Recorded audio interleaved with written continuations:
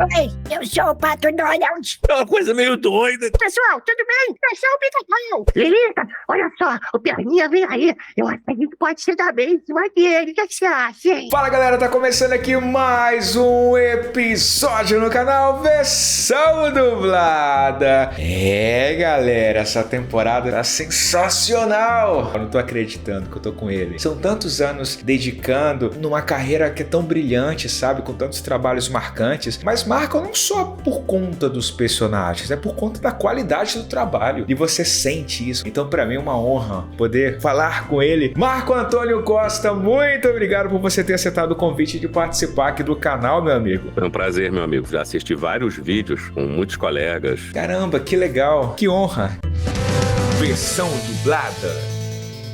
Querendo saber mais sobre uma ala, digamos assim, não sei se eu posso falar essa palavra, mas dentro ali da categoria de gêneros e tudo mais. Nem existe isso, tô inventando essa parte aqui. Mas a ala dos galãs. Cara, vou ver se eu recordo de todos os nomes. Ó, Matt Damon, Hugh Grant, Mark Wahlberg. Isso, George Clooney, Brad Pitt, mais uns 150. Tem aí Johnny Depp. Eu sei que a lista é enorme e tal, mas como é essa sensação de estar presente na cultura pop, sendo associado com a qualidade do seu trabalho, a excelentes atuações? Como é pra você olhar pra ele e imprimir isso de uma maneira que 100% das vezes a galera olha assim e fala assim, peraí, ele não fala em português não? Como assim? Eu me sinto privilegiado, primeiro por ter realizado o sonho, né? E eu com 14, 15 anos de idade, eu comecei a querer trabalhar com a voz, então acabei achando que isso nunca ia acontecer, porque com 18 eu entrei na faculdade de medicina e eu vi que esse sonho talvez não viesse a se realizar. Acabou que as linhas tortas, né, acabaram me levando aos dois trabalhos, a medicina, que eu me formei, e a dublagem. E dentro da dublagem, vamos dizer assim, isso é uma época que eu entrei, né, em 1986. O diretor de dublagem é que escalava o elenco. Então ele olhava o ator, olhava a atriz, o personagem e pensava nas vozes que ele tinha para ver qual a melhor voz que se encaixaria. E quando eu entrei, eu tinha 23 anos. Então, minha voz tinha um pouco menos de peso, um pouco menos de grave, eu também não sabia usar direito a voz, né? A gente vai aprendendo, a gente vai pegando experiência, isso em todas as profissões, na medicina é a mesma coisa. Todo mundo com o tempo vai melhorando o seu trabalho, vai evoluindo, e eu fui aprendendo a usar esse instrumento de trabalho, que é a minha voz, né? E lógico, a interpretação também. E aí, depois de uns anos na dublagem, eu comecei a ser escalado. Quando eu entrei, eu era muito escalado para fazer jovenzinho, 14, 15, 18, 20 anos. Aí depois de uns 4, 5 anos ali dublando, eu comecei a fazer uns caras mais assim, trintões, e aí foram aparecendo alguns atores, por exemplo, o Johnny Depp, não parece, mas ele tem a minha idade, ele é de 63 parece, sim, também. claro que parece. Brad Pitt também é de 63, mas acho que é de dezembro, então ele ainda vai fazer. Mas enfim, esses atores, em 1988, 89, quando eu comecei a dublar o Johnny Depp, ele tinha uma voz jovem, assim como a minha, e eu comecei e depois fui acompanhando, fui fazendo, assim como o Brad Pitt nos anos 90, no Thelma e Louise, que acho que foi o primeiro filme, ele ainda não era famoso, para assim dizer, assim como o Johnny Depp. Então foi uma coisa que foi acontecendo, a escalação do diretor. No caso do Johnny Depp foi um teste. A Globo me botou para fazer teste, junto com outros dois colegas, para a série Anjos da Lei. Eu fiz o teste assim, sem a menor chance, achando que não ia ganhar. Comecei a fazer e fiz 3 ou 4 anos de série. E ali ele ficou famoso, começou a fazer vários filmes. Edward Mãos de Tesoura foi o primeiro, e aí surgiram outros, e os filmes que eram dublados no Rio, a maioria deles eu dublei. Alguns de São Paulo eu tive a chance de fazer também. Eu me lembro que Edward Mãos de Tesoura, o estúdio SC Produções, que acho que nem existe mais, pagou minha passagem, eu vim a São Paulo e tal. Hoje em dia eu moro em São Paulo, né? Então foi uma coisa meio casual, né? Que foi acontecendo. E o Hugh Grant também, comecei dublando um filme e ele não era conhecido ainda, a história de Chopin e uma outra, que seria a namorada dele, né? Que se tornou a mulher dele, eu esqueci agora o nome dela. E coincidentemente foi dublado pela Lina Rossana. E na época nós éramos só amigos.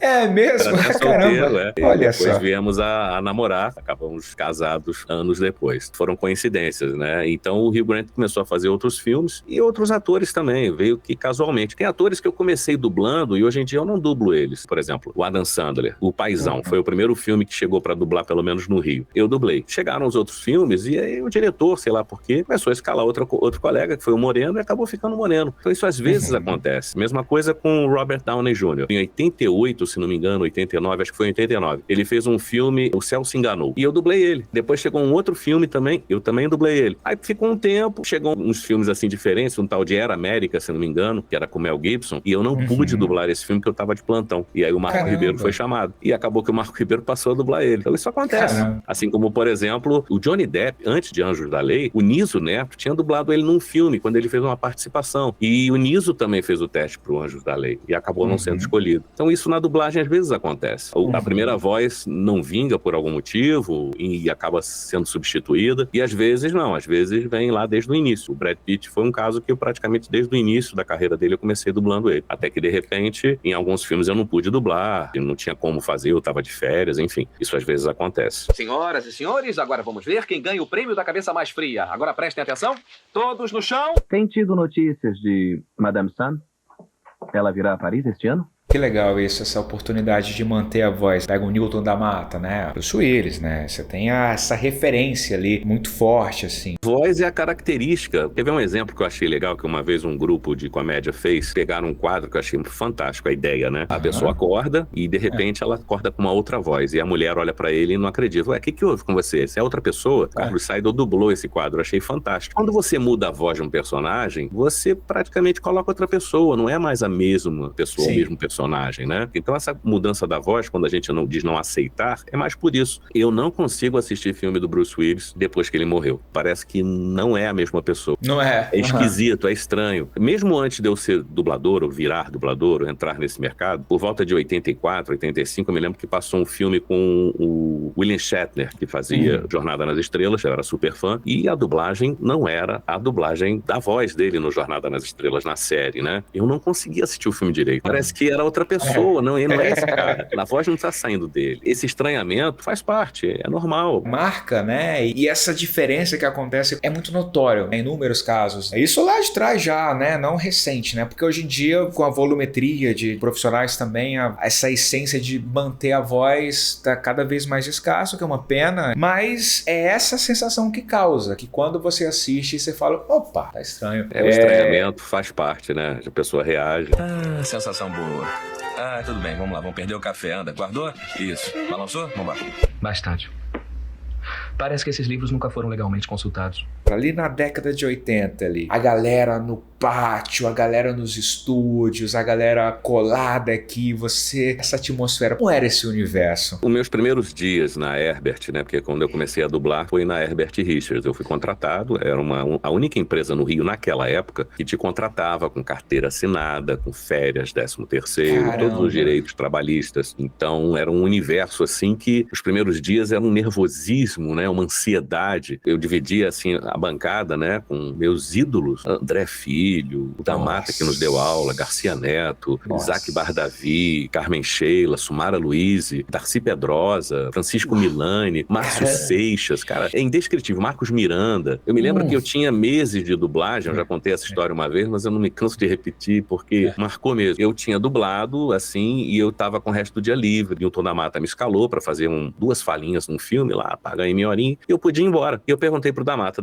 eles estavam dublando um filme chamado Boing Boing, e era o Nelson Batista dublando o Jerry Lewis e o Marcos Miranda fazendo o Tony Curtis. Cara, eu fiquei no estúdio 1 hora assistindo, pedi permissão pra ficar ali, e tinha um banco no estúdio, tipo um banco de praça, né? Um estúdio grande, era de 4x3, um estúdio grandão, e eu fiquei olhando da Mata dirigindo. Rapaz, eu saí dali, ao mesmo tempo que eu saí assim, extasiado com o trabalho deles, eu tinha menos de 1 ano de casa, né? Então eu era cru. E eu cheguei em casa e falei pra minha mãe, eu nunca vou conseguir fazer aquilo direito, do jeito que aqueles caras fazem. Porque eles tinham uma facilidade, sabe? Eles juntavam 3 folhas na bancada, ensaiavam 1, 2, 3 vezes, falava vai. E raramente eles erravam. E ficava perfeito. Eu quando vejo esse filme passando em algum canal, eu faço questão de ver. E eu tive a chance de um fã, há um tempo atrás, a coisa de uns 5, 6 anos, e eu comprei diversos filmes do Jerry Lewis que ele tinha, e ele copiou pra mim, pra eu ter meu acervo assim particular. E o Boing Boing faz parte disso. Foi marcante aquilo. E aí, com o tempo, a gente vai vendo que tem condições de você ir aprendendo. Lógico que isso leva tempo. E, obviamente, cada um tem a sua velocidade de aprendizado. Gente entrando na dublagem, com 2, 3 anos, estava fazendo umas coisas difíceis. Eu ali era um iniciante. Então, eu fiquei vendo aquele show e fiquei impressionado. Teve uma hora que eu falei, não, eu vou embora, obrigado, prazer ter vocês aqui.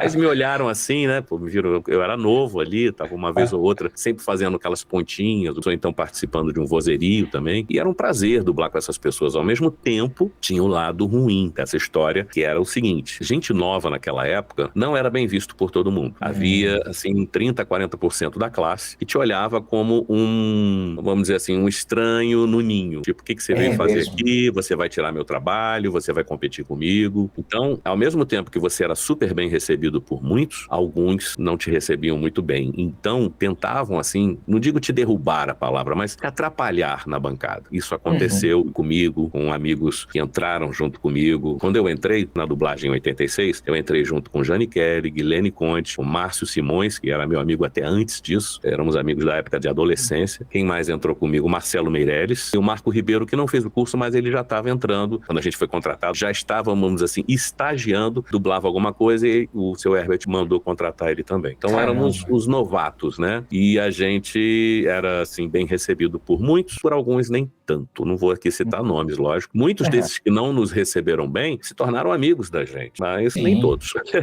Difícil mesmo, né? Isso não só na dublagem, como qualquer profissão. Mas a dublagem ainda tem um outro fator, além da profissão ser uma profissão recente, nova, né? A dublagem não tem 70 anos, mais ou menos, né? Causa mesmo essa movimentação. Estou num módulo feito para durar 31 dias. Diante de perspectivas tão adversas, só me resta uma opção. Eu vou usar a ciência para sair daqui. 3 crianças? É muito.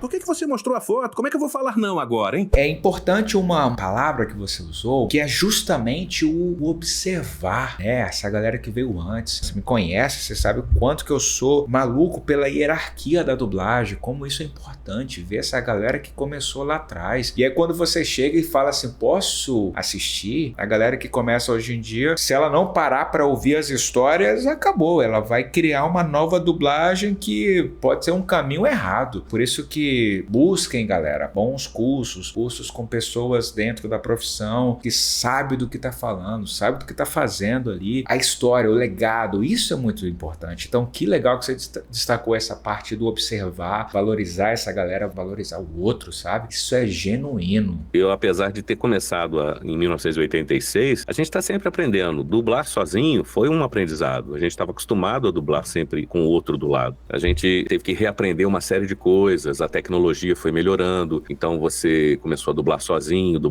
também foi um aprendizado, nem todos aprenderam isso rapidamente. Eu entrei na dublagem onde já havia, vamos dizer assim, uma transição, que era o filme 16mm, o famoso loop ou anel, era o início também do vídeo, onde a gente usava uma fita Umatic, então era diferente, tinha aquele color bar, aquelas barras coloridas, e aí você dublava cena por cena, o filme já vinha cortado em vídeo, depois vinha o filme inteiro, então era uma transição. Eu pegava umas produções com 16mm, que era um telão tipo de cinema, que era diferente, se você errasse, tinha que esperar passar toda a cena para depois você voltar e começar de novo. Caramba. Com o vídeo, pois é, já é um aprendizado, com o vídeo já era diferente, então eu entrei ali, em 86 era uma transição. 99 até 2001, mais ou menos 2002, foi outra transição, outro aprendizado, que era você fazer a dublagem sozinho, porque você fazia a sua parte, depois o outro fazia outra parte, outro esquema, e esse aprendizado também serviu para o diretor, porque o diretor não tinha que fazer esquema para escalar as pessoas juntas, né? Porque era um verdadeiro quebra-cabeças. Você tinha que fazer o filme. Às vezes você, quando dublava com todo mundo, você começava pela última cena, ia dublava uma cena do meio, voltava pro início. Quando você vai dublar sozinho, é só você. Então você começa a ter o papel do início do filme e vai até o final. Claro que só vendo as cenas que você participa, não vendo as cenas do filme todo. Às vezes a pessoa me pergunta, e aí, o filme tal? Você dublou? O filme é bom? Eu falei, não sei. Eu só vi as partes que eu falei.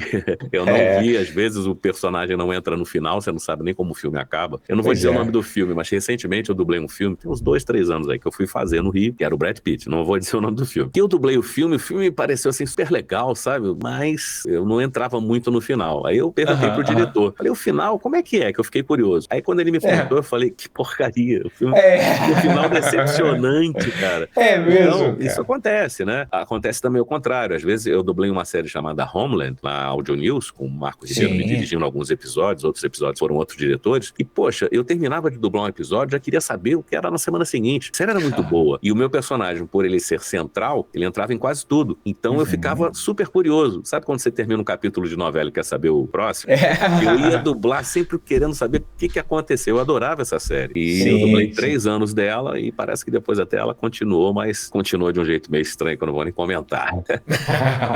Eu nunca fui muito bom de discursos. Minha mulher é quem mais fala na família. É arriscado. Nunca foi feito.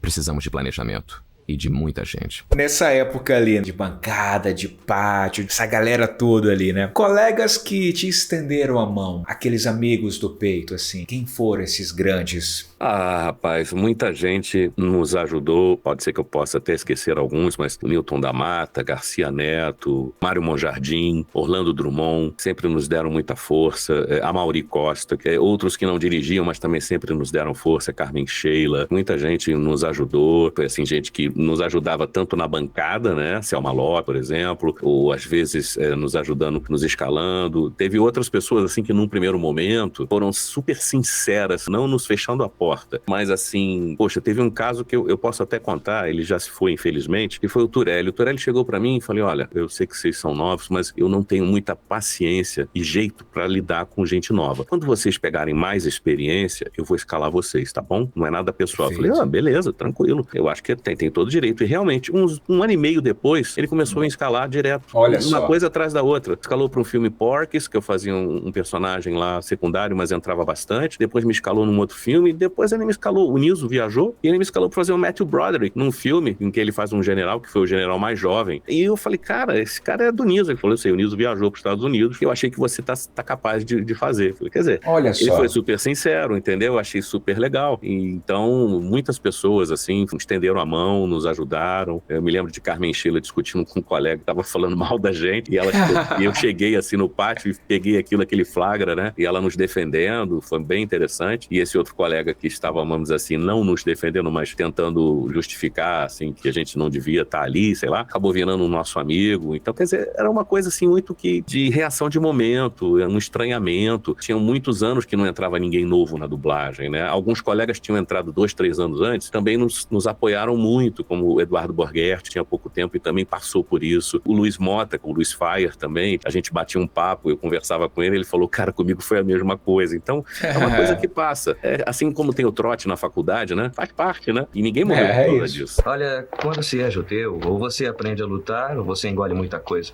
Meu paninho azul! Devolve o meu paninho azul!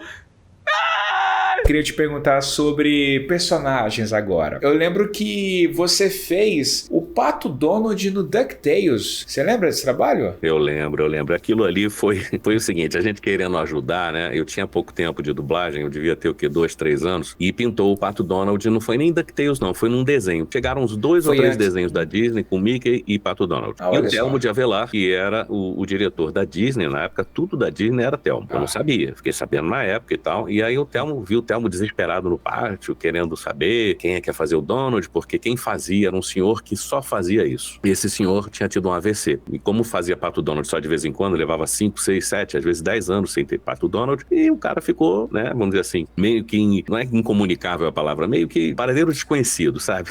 Sim. E aí ligaram pra ele, não tinha celular, não tinha meios de comunicação que a gente tem hoje. Ligaram pra casa dele, atendeu acho que uma sobrinha, a história que eu sei foi essa. E aí o seu Januzzi teve um AVC, e agora não vai poder dublar, vamos ter que fazer teste, tudo tem prazo. O desenho chegou, pegar em 10, 15 dias, traduzir, dublar e entregar. E aí foi uma correria, ele fez teste com várias pessoas e eu tava no meio do pátio, eu falei assim, olha, eu não sei fazer o Pato Donald daquele jeito com a bochecha, mas eu fazia uma brincadeira com a sobrinha de um amigo meu, uma voz que eu fazia, né, o nome dela era Denise, e eu falava assim, meio com uma voz de terror, e uma vez, brincando com ela, ela falou, isso não tá parecendo terror, isso tá parecendo Pato Donald. E aí eu fui fazer o teste, fiz o teste, só que eu fazia com a garganta, e aquilo arranhava a garganta, incomodava, dava até às vezes sensação de que você ia vomitar, sabe? Era desagradável, forçava. E acabei fazendo alguns desenhos do Pato Donald, às vezes ele tinha que cantar, rapaz, e cantar com aquela voz, ninguém merece, né? Graças a Deus, eu tirei esse peso quando entrou na dublagem um colega, que é quem faz o Pato Donald agora, quando o Cláudio Galvão foi fazer o teste, o Garcia Júnior estava como gerente da Disney, ele até falou, Marco, você quer fazer o teste com ele? Eu falei, nem faço questão, Júnior, deixa ele fazer, cara. Não, eu queria que você fizesse pra mostrar e tal. Aí eu falei, ó, eu não sei fazer com a bochecha. E a Disney queria que fizesse com a bochecha. Eu falei, não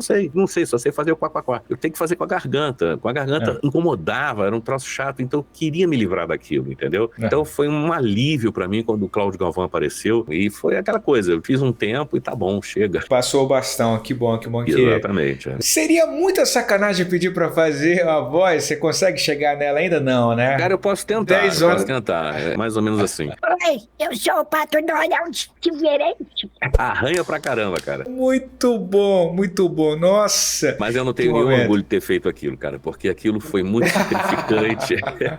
Nesse ponto, o Thelmo foi super compreensivo. Eu falei, Thelmo, por exemplo, eu tinha 6 horas de dublagem. Eu falei, Thelmo, vamos dividir? A gente faz 2 horas hoje, antes do almoço, aí tem um almoço, eu descanso, o almoço, depois a gente faz 1 horinha e amanhã a gente faz as outras horinhas. Pode ser? Ele numa boa, porque ele via que eu ficava cansado, aquilo arranhava a garganta, né? Enquanto eu estiver na marinha, meninos, obedeçam ao seu tio Patinhas. Eu confesso. É minha intenção comandar um destes navios, formar uma tripulação em Tortuga, atacar, pilhar e saquear até ficar exausto. Bom, parecido com o lance do Pato Donald, mas num outro nível, foi o lance do Pica-Pau, porque chegaram desenhos novos em 99 e na época o diretor era o Peterson. O Peterson tava tipo assim, caramba, e agora? Eu falei, o que foi, Peterson? Ele falou, não, eu tô procurando uma voz pro Pica-Pau, já fiz teste com fulano, Beltrano, criança, mulher. Eu falei pra ele, bom, você tem que procurar alguém, porque tem 2 vozes de referência. O Owney Casarré, que foi o primeiro Pica-Pau, e teve o Garcia Júnior, quando tinha 10 anos de idade, ele dublou o Pica-Pau dos anos 70, outros desenhos, né, outra leva de desenhos, e ele era criança. E o Júnior tem uma voz pesada. Pergunta se o Júnior consegue fazer aquela voz. Aí já falei com ele não pode, não consegue, não sei o que e tal. Falei, então tenta alguém que faça a voz do Owney. Ele, quem era o Owney? Ele não chegou a conhecer o Owney. O Owney era o Owney Casarré, faleceu acho que em 89, 90, uma coisa assim, e era uma pessoa sensacional, tem muita saudade dele. Foi uma das pessoas também que nos recebeu muito bem, sempre de bom humor, sempre com histórias engraçadíssimas, contando piada no pátio. O Owney era um showman, tá? Além de ser um gentleman, né? E aí eu falei, o Owney fazia aquele xerife ricochete, você lembra? Que ele fazia bing, com ele o ricochete. Aí ele falou, é essa a voz que eu quero. Eu falei, então, é essa a voz, você procura alguém faz. Não, você fez. Eu falei, não, mas aí eu tô falando uma coisa, é diferente, você vai fazer o teste com alguém que fala, não, eu quero fazer com você. Enfim, ele me convenceu a fazer o teste daquele negócio. Eu falei, tá bom, cara, mas eu fazer uma frase é uma coisa, manter a frase, manter o personagem é diferente, é cansativo. Não, mas a gente dá um jeito. Aí eu fiz o teste, o cliente aprovou. E aí, cobrou pra mim, né? Trabalhos assim difíceis, apareceram, né? Gostei de fazer, foi diferente e tal. Está na hora do Pica-Pau fazer o que um Pica-Pau deve fazer. Atenção! Eu preciso de cerveja aqui! Agora! Mas teve um que era difícil, e eu sabia que ia ser difícil, e esse eu fui pedir. Anos atrás, anos antes, né? Porque hoje em dia o filme chega no cinema e já tá sendo dublado, né? Naquela época, anos 80, anos 90, não era assim. O filme passava no cinema, por exemplo, em 82, e ele só ia passar na TV 5 anos depois, que tinha esse tempo. Então, 4 anos depois dele passar no cinema, 4, 5 anos é que ele ia ser dublado. Tinha esse intervalo. De 2000 pra cá é bem diferente. Então, eu tinha visto um filme no cinema, quando eu tava na faculdade, chamado Loucademia de Polícia 2. E tinha um personagem chamado Zed. E o Zed era muito doido, feito pelo ator Bob Goldthwait. Fantástico. Um personagem que foi tão bom que ele fez esse personagem em outros filmes, com outros nomes, tá? Mas era o mesmo jeito de falar, como se fosse uma coisa totalmente absurda, né? Uma coisa inexistente, uma pessoa falar daquele jeito, gritando. E eu vi aquele personagem, esqueci, não imaginei que eu ia um dia estar na dublagem, e por volta de 1988 eu vi que ia ser dublado Loucademia de Polícia 1. Dublar o filme, eu não entrei e tal. Aí quando eu vi na semana seguinte o 2 pra dublar, porque vinha assim, tinha um quadrinho que a gente sabia o que ia ser dublado a semana, né? O cardápio, que a gente brincava, chamava assim, é o cardápio da semana que vem. Aí você sabia, se você tinha um fixo, aquela série ia ser o dia tal, terça, quarta e quinta tem a série e tal, você já ia saber que ia ter trabalho pra você. Aí quando eu vi no quadro lá, Loucademia de Polícia 2, e tinha o nome do diretor embaixo, eu tava lá escrito Francisco José. Encontrei com o Chico no pátio, falei, Chico, você que vai dirigir o Loucademia 2 mesmo? Ele falou, é. Eu falei, poxa, Chico, tem um personagem nesse filme chamado Zed. Ele falou, eu sei, eu vi. Ah, você já assistiu? Ele falou, vi. Cara, eu queria muito fazer esse personagem. Aí ele olhou pra mim com a cara assim, Chico tem uma cara assim meio peculiar, ele olhou pra mim, você tem certeza? Aí eu falei, tenho. Como é que você ia fazer aquilo? Aí eu fiz pra ele assim, rapidinho, é uma coisa meio doida e tal. Ele falou, tá escalado. Depois você se vira, hein?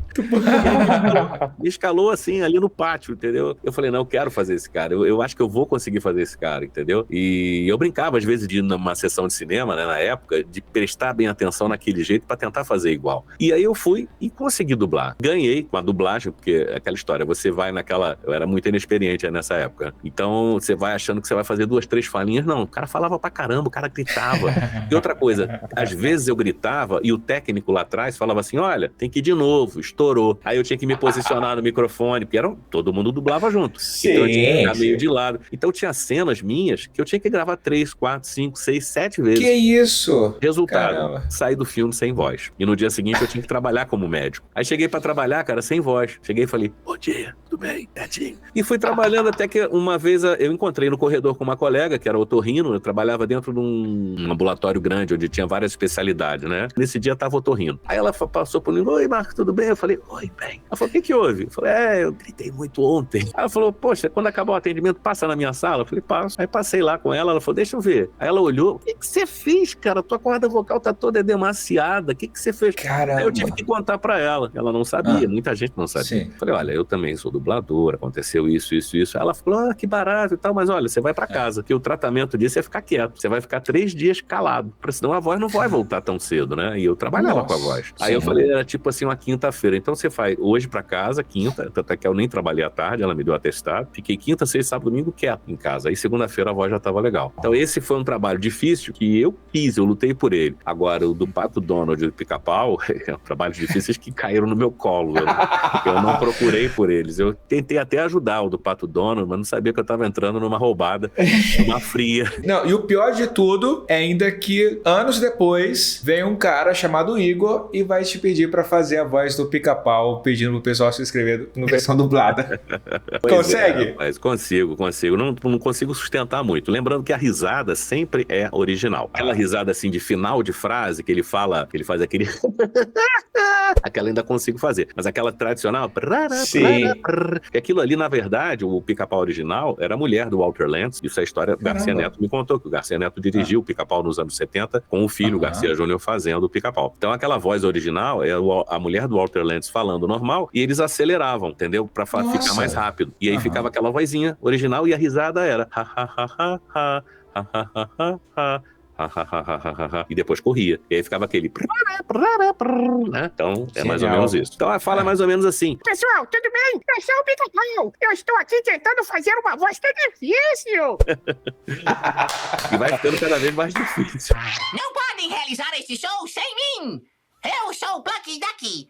Meu currículo. O negócio é o seguinte, estamos presos aqui e nem sabemos onde Dragaunos está. Precisamos jogar hóquei o quanto pudermos. E é muito louco, né? Quando você fala de profissionais completos, né? Você vai de um extremo ao outro. Você vai do galã, você vai no Pato Donald, você vai no Pica-Pau. Não, e falando sobre patos, né? Você tem no currículo ali vários patos, né? Tem o Plucky Duck. Tem também talvez você nem se recorde desse desenho. Eu me amarrava nesse desenho, que era o Super Patos. Você fazia o White Wing. É verdade, eu fazia esse desenho na Delarte. Mas esse eu fazia com a minha voz normal. Eu não normal, porque era um pato. Mas era um pato também.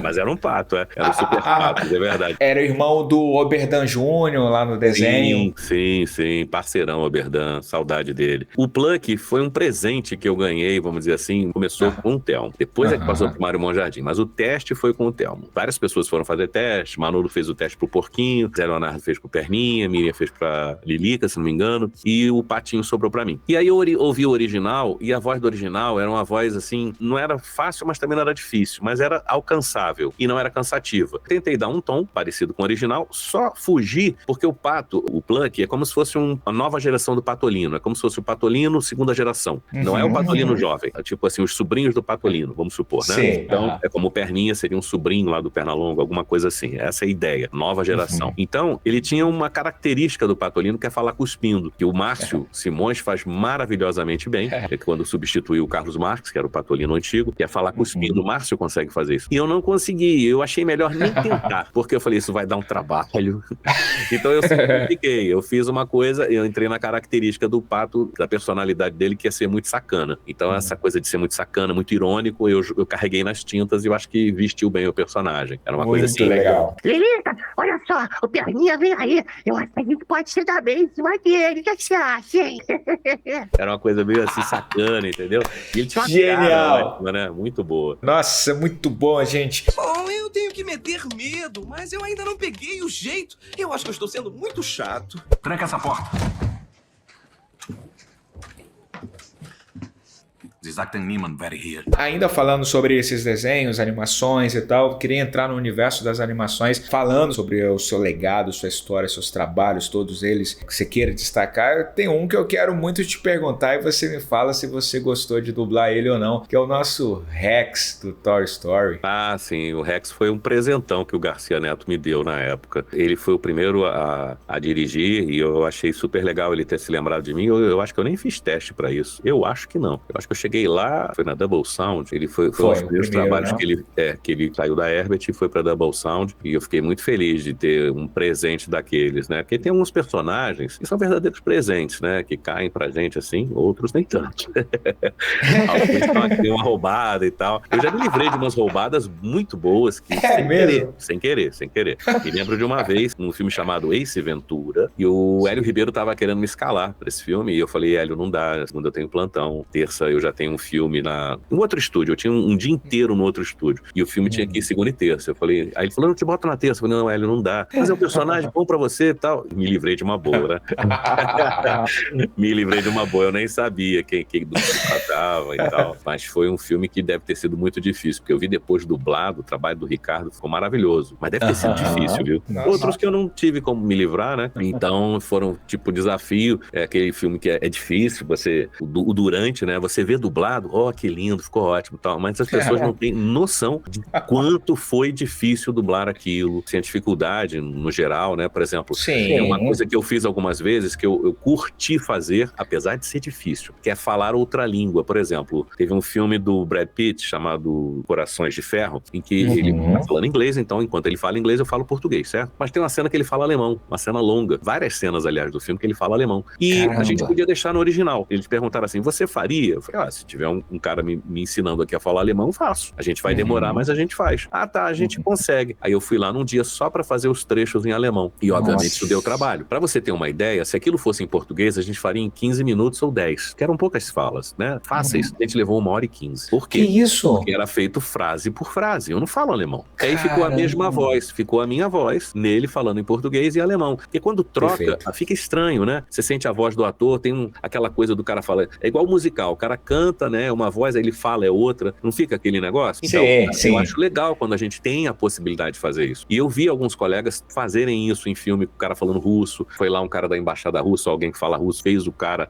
fala direitinho, entendeu? Teve um filme do George Clooney que eu tive que falar também em alemão, da Van Maher, e em francês. Eu não falo alemão nem francês, então o Borghetti foi meu professor nesse filme, e no outro também, o Eduardo Borghetti, também é dublador, conhece, sabe das nossas dificuldades, e fico lá, dando a pronúncia, frase por frase. Então eu li a frase 500 vezes até chegar no ponto certo, ele me dizia o que aquilo significava, porque você tem que saber qual é o significado, né? E corrigia daqui e depois eu tentava fazer. Aí errava a primeira, e nunca foi de primeira. É trabalhoso, demorado, mas o resultado final fica tão legal, cara, que vale a pena. Então quando passa esse filme, apesar de não gostar de filme de guerra, não é o tipo do filme que eu curto ver, mas eu gosto de ver as cenas em alemão, eu falo, cara, como é que eu consegui fazer isso? Como é que eu consegui? E tem outras coisas assim que a gente vê, não acredito que eu consegui. Tem uma do Anjos da Lei, que até recentemente eu tentei postar, nem me lembro se eu postei, porque é tanta coisa na cabeça da gente, e nem sempre a gente tem tempo pra isso. Em que o Johnny Depp, o personagem dele, o Tom Hanson, ele olha para um espelho e tenta falar o alfabeto em 3.3 segundos, porque naquele episódio ele podia ter salvado a namorada dele, ele não salvou. E a câmera filmando, e ele tinha 3.3 segundos pra ter dado um tiro no cara, e ele não conseguiu fazer isso, e o cara matou a namorada. E aí ele fica meio pirado, né, com esse negócio de 3.3, então ele faz um monte de coisa, vê quantas cartas ele dá em 3.3 segundos, quantas latas ele abre em 3.3 segundos, e aí ele tenta falar o alfabeto olhando pro espelho. E eu tive que falar o alfabeto, ele erra na primeira e na segunda ele acerta, cara.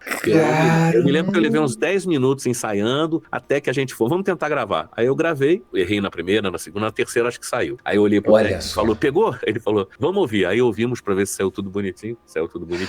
Cara, foi difícil. Tá vendo, galera? Vocês vê o trabalho pronto, foi fácil. Trabalho pronto, né? Parece que foi fácil e tal. Parece que foi fácil. O máximo que pode acontecer é 6 meses de condicional e aconselhamento familiar. Isso não é nada. O senhor quer que eu leve a palavra, mas me deixa só.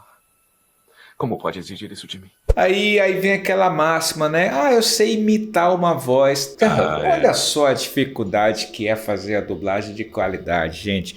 Imitar Meu Deus. a voz eu também sabia, um monte de imitações. Antes de dublar, eu brincava de fazer o Barney, o Fred, mas chegar lá e fazer, e manter aquela voz, esse é que é o problema. Com a interpretação, né? Com a interpretação, com o sincronismo, né? Isso é trabalhoso, né? Tem trabalhos Muito. assim que, por exemplo, tem trabalhos que não me deu tanto trabalho, mas me deu um prazer e uma emoção. Tive que pedir um tempo para parar, para voltar e conseguir fazer, que foi dublar Jesus. Eu dublei, tive o prazer e o privilégio de dublar esse personagem, Jesus, 3 filmes, né? Um foi o Mário Jorge que me escalou na VTI, foi uma dublagem para TV Globo, na época de Páscoa, Natal, porque sempre passa filme, né, bíblico, e foi emocionante.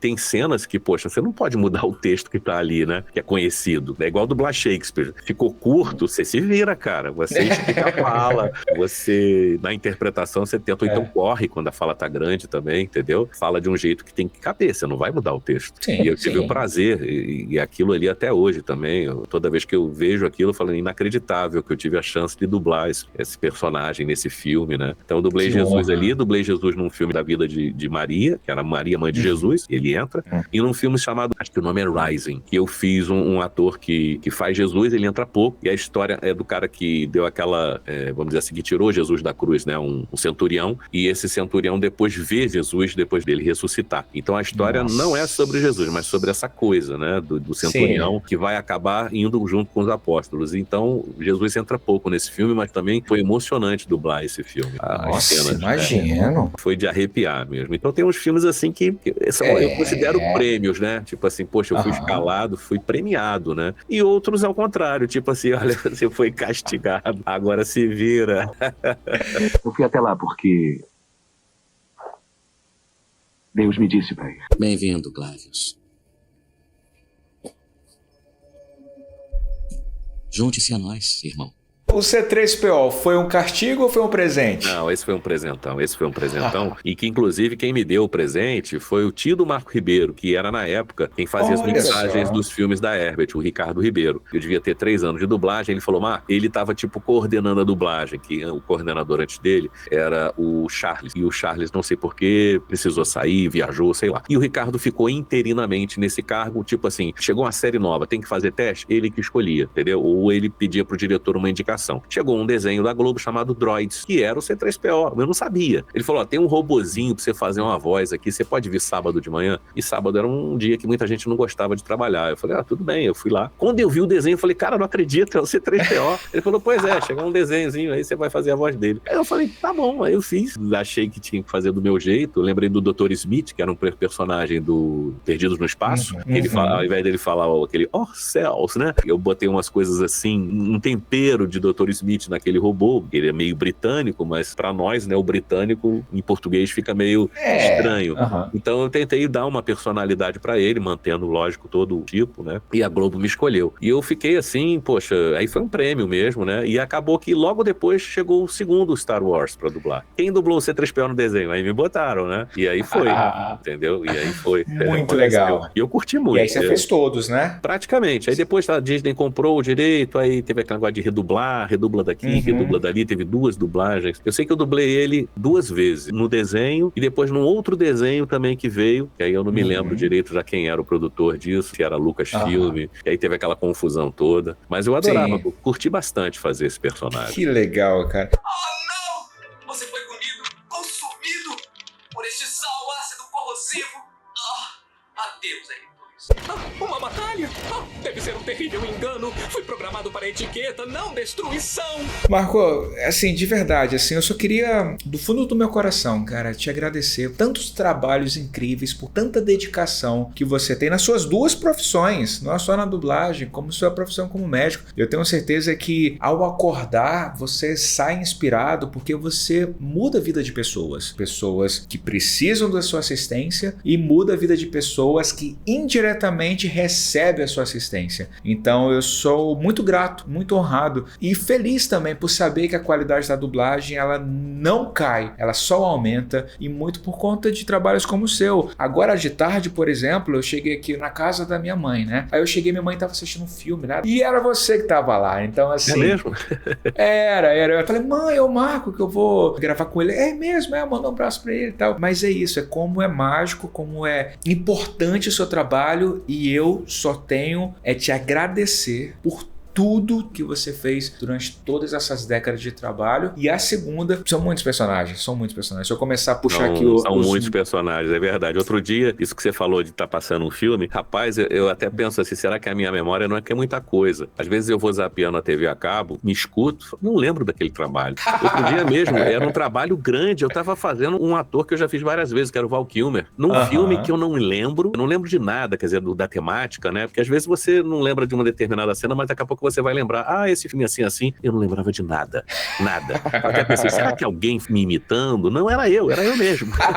E eu, sabe, não lembro daquilo, porque às vezes você vê uma cena que você faz um papel pequeno, não vai lembrar. Mas eu era o principal, sim, cara. É muita coisa, é muito trabalho. Então, esse tempo todo, você começa a perder, assim, essa coisa de guardar. Você guarda aquele filme que te marcou, você guarda aquele filme que você fez um personagem que teve alguma coisa legal, ou que foi um desafio. Às vezes o filme nem é bom, mas é um papel difícil, né? Tem filmes do Hugh Grant. O Hugh Grant é um cara difícil. São tantos trabalhos que às vezes a gente realmente não tem a chance de lembrar de todos, né? A gente lembra aqueles que marcaram, ou porque foi difícil, ou porque o filme era legal, ou porque teve alguma repercussão para alguma pessoa próxima a mim. Então, muita coisa que eu fiz eu realmente esqueço totalmente.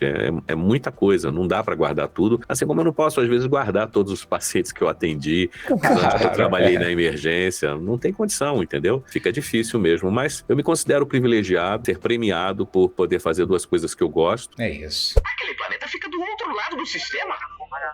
Um pequeno desvio? Bom, na verdade, eu não tenho outro lugar melhor para ir mesmo. Não está esquecendo de uma coisa, Harvey? Sua moeda.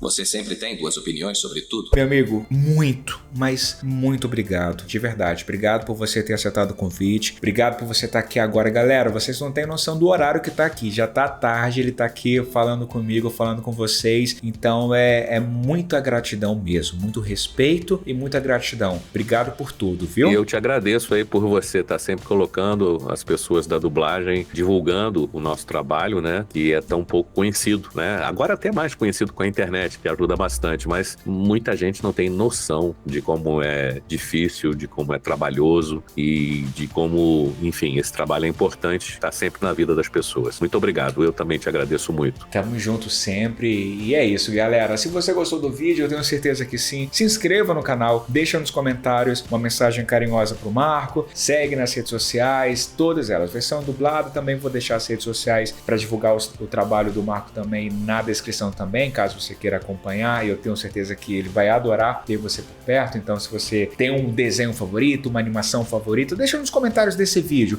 Meu trabalho favorito do Marco é aquele filme. Deixa uma mensagem carinhosa pra ele que ele vai adorar, tá bom, gente? Vocês já sabem, hein? Versão dublada, fui!